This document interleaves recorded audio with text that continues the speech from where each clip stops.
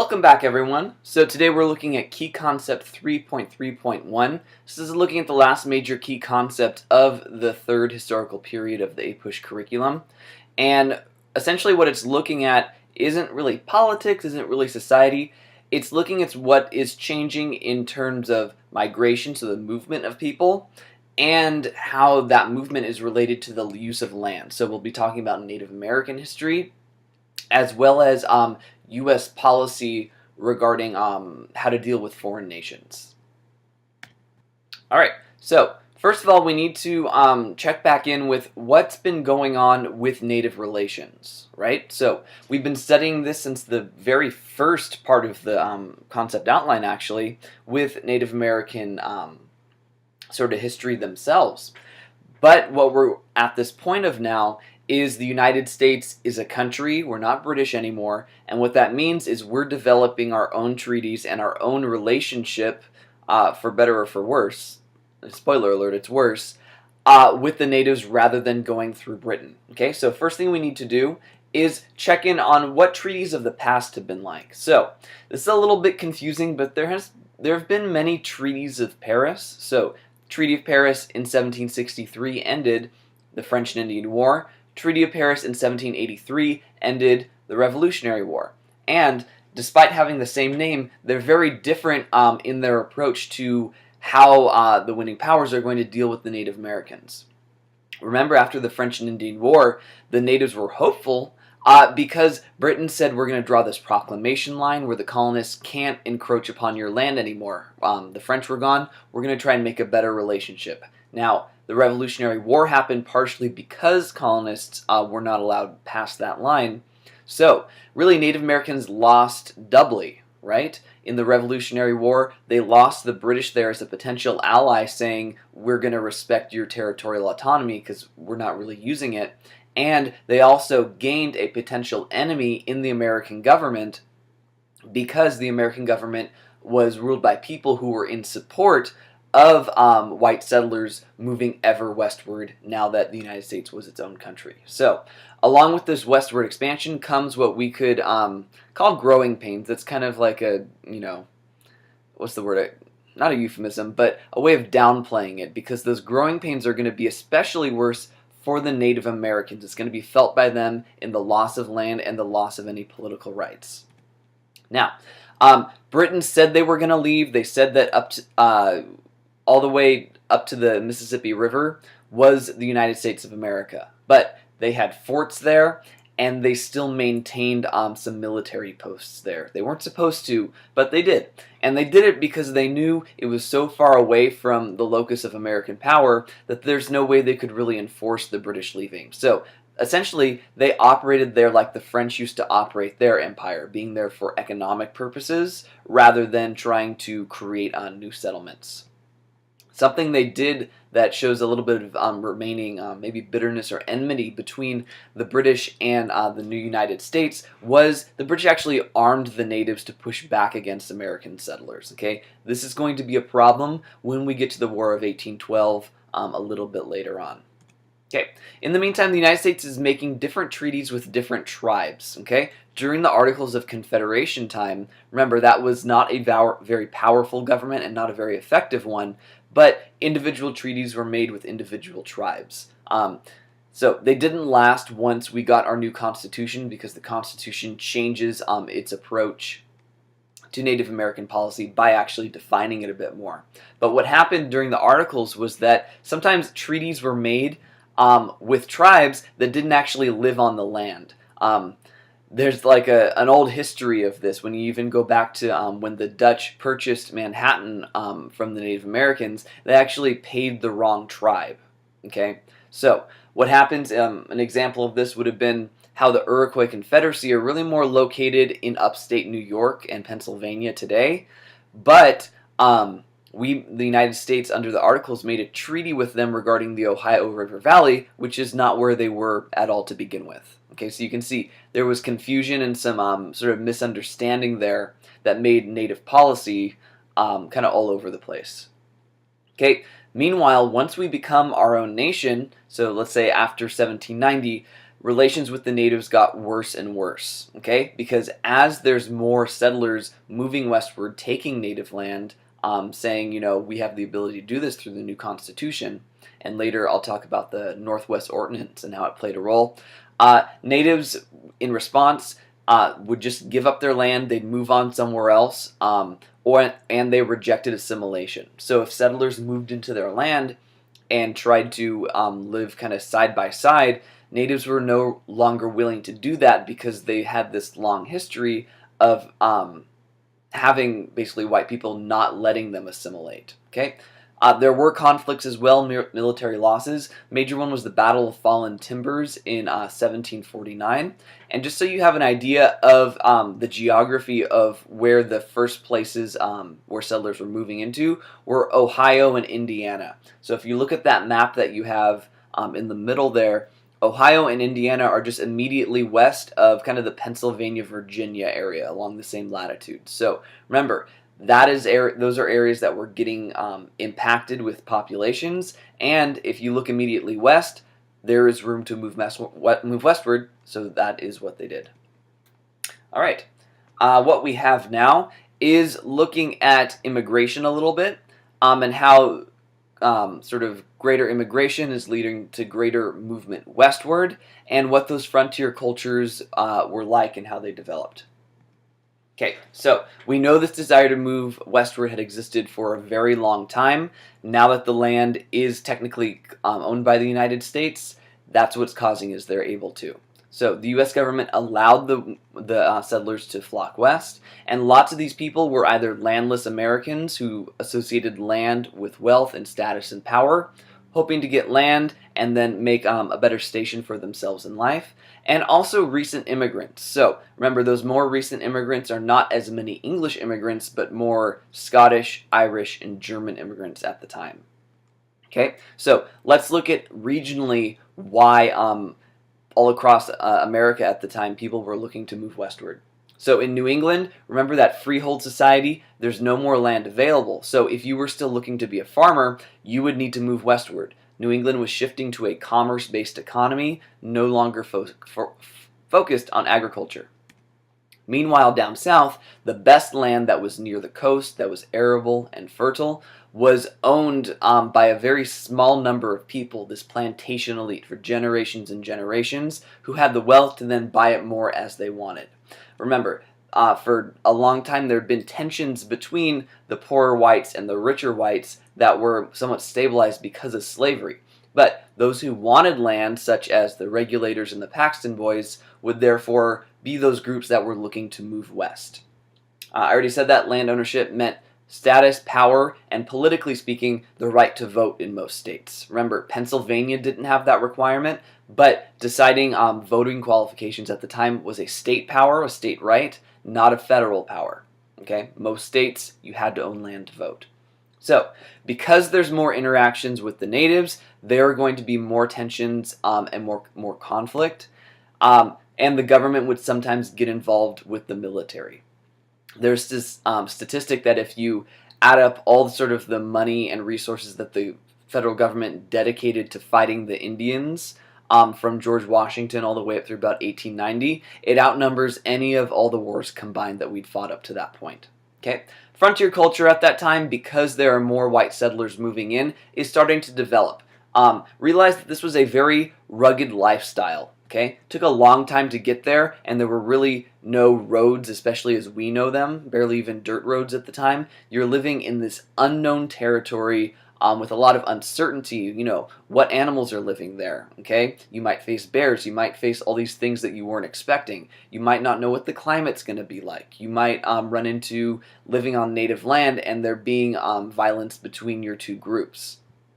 Okay, so realize, frontier culture, you know, when we think of like, you know, first world problems today, this was one of those issues where it was very hard just to get by, but people wanted that because land meant political power. All right, next up, we're looking specifically at the Northwest Ordinance, so a whole slide dedicated to that because it's pretty important. Now, Northwest Ordinance was 1787, and remember, I've told you that overwhelmingly the Articles of Confederation can be considered a failure. Okay, they didn't create a cohesive national government and failed to sort of protect the public safety. But one thing that this Confederation Congress did get done was the Northwest Ordinance, 1787 though, so it's right before the Constitutional Convention gets going. Okay, a little bit before that, the Congress had made some laws regarding what should be done with this territory that was not previously part of the 13 colonies, but had been gained in the Revolutionary War. So they passed things called land ordinances, basically rules deciding what to do that land gained from the treaty. So a couple things that happened through this. The slavery was banned in the Northwest Territory. So if you look at that map on the top right, the area in green is the Northwest Territory. So you can see that's Ohio, Michigan, Indiana, Illinois, Wisconsin, and part of what is today Minnesota. So no more slavery. And if you were looking to buy land out there from the government, you could buy it in 6 square mile lots. Okay, so 6 miles by 6 miles. You would get there and you would try to sell that land then to investors, people wanting to move there to build up the population. Now, another rule in the Northwest Ordinance was how that land had to be broken up. And you can even see that in that little grid that's below the map. Okay, you had to divide it into so many, was that going to be 36 square mile lots, and one of those square miles had to be dedicated to education. Okay, so it was in the laws that education would be a future priority. And if anyone's ever been to the Midwest, it's very flat there, and you'll notice that all the lines are in grids. So my dad's family lives in Detroit, just outside, and the way the roads work there is there's a bunch of roads that run north to south, a bunch of roads that run west to east, and the major roads are a mile apart. So if you've ever seen the movie or know about it, the movie with Eminem called 8 Mile. It's called 8 Mile because it is the 8th road that is away from the Detroit River. Okay, 1 mile apart for each major thoroughfare. Okay, so essentially what the Northwest Ordinance did is it created a law as to how the country should expand and how to add states. And what existed was if an area had a population of greater than 60,000 people, they could apply to the national government for statehood. So this ordinance remains when we get our new constitution, and here's some dates for when new states are added. So Ohio, Indiana, Illinois, Michigan, Wisconsin, and Minnesota. Okay, so those all become future states. The other thing that this did is it encouraged migration. If you said that, hey, this land is open for you to go to, and if you get enough people, you're going to get more political rights, that was especially attractive for immigrants and Americans, people who didn't have a lot of power, but were looking to gain it in land where there wasn't kind of this entrenched social and political structure yet that it was very difficult to get into. Think like the Chesapeake region in Virginia. I mean, those people had been there since Jamestown. They had a lot of power, a lot of land. People who wanted that had to move west. So we actually get some later important leaders from these states. So people like Andrew Jackson and Henry Clay are some major ones. Henry Clay is going to be from Kentucky. Andrew Jackson from Tennessee, more or less. Okay, so the slavery ban was not contested at the time. So slavery was still controversial, but so much of the land we got from the Treaty of Paris was unsettled by white Americans. So that meant there was no concern that there wasn't going to be enough room for slavery to expand or enough room for free states to expand. And in fact, you can see Kentucky, Tennessee, Alabama, Mississippi will all become slave states within the ensuing years, and that balances out the entrance of these free states that are in the Northwest Territory. All right. So let's talk about this relationship between this new federal government from the Constitution and Native American tribes. Now, this shifts when we go from the Articles of Confederation to the Constitution. Okay, first thing you really need to know, Native Americans, according to the Constitution, are not recognized as having any rights or privileges. Okay, they're not citizens and they're not considered foreigners either. So one way we see this is when calculating the population, so representation based on state for Congress, it actually reads that for counting the numbers, excluding Indians not taxed. The idea was if they're not paying taxes, they don't get counted as part of the population. But at the same time, think about what that means. In the same way you're counting slaves as almost 3/5 of a person, you're saying Indians count as not a person. Okay, it seems minor, but on the other hand, it's kind of major to say someone doesn't count as a person in your country. Okay, so what this meant in the Constitution is that it doesn't say specifically what the relationship between the federal government and the Native Americans were, and that meant that either Congress could make laws about what to do with Native American tribes and land, or the president had the authority to make treaties with them. But they their treaties are made separately as treaties would be made with foreign nations. It's a different process. It was viewed that these Native American tribes were kind of like, the word is kind of like enclaves. It's the idea of having this kind of sovereign country within a country. So how should they be negotiating with other countries when they don't share a border or any similarities? Okay, I already said this, they were neither citizens nor foreigners, which makes them really, people without a country. Okay, and that was taken from them through our policies. Okay, let's talk about some of the treaties that existed at the time. So they acted often temporary until more settlers moved in, and then those treaties were revoked and new ones were made. Okay, so it's basically chipping away at native land rights over time, saying, okay, we'll do this for you, lasts for a few years, whites push into their land, well, let's make a new treaty. So this is fine, right? Years later, that one would be then replaced with another treaty that would, again, take away more of their land and force them off it. We'll see that kind of culminate in things like the Indian Removal Act of 1830, which we'll get to later, and even all the way down to things like the Dawes Act in the 1890s, or 1880s. All right, so one major treaty is the Treaty of Greenville, 1795. It's in the Ohio River Valley, and that's that picture to the right. The area in purple was land that was basically given up by the natives. They no longer made claims to it. Okay, and what happened is those tribes would then move on. So if you can actually see, it says they're the Miami tribes. Well, we think of Miami as Florida because where did many of these natives go? Further south, many down all the way to Florida. So even the Seminoles weren't originally in Florida, they were from elsewhere, but forced to go south into Spanish territory sometimes because of this poor relationship with the United States of America. Okay, another treaty to look at that I want to set it up now because we're going to talk about it when we get to Andrew Jackson later on, was the Treaty of Holston in 1791. Now, George Washington negotiated this treaty along with his Secretary of War, Henry Knox. So, remember, George Washington was very much revered, right? So, he was looking to have, an okay relation with the natives, and he's the one that starts this policy of recognizing them as kind of a sovereign nation. So, Treaty of Holston was with the Cherokee, who are down mostly centered in what's Georgia today.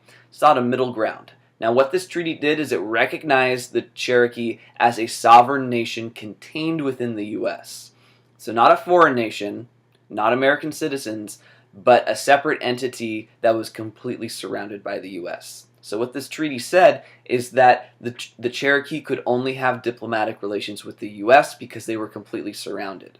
Okay,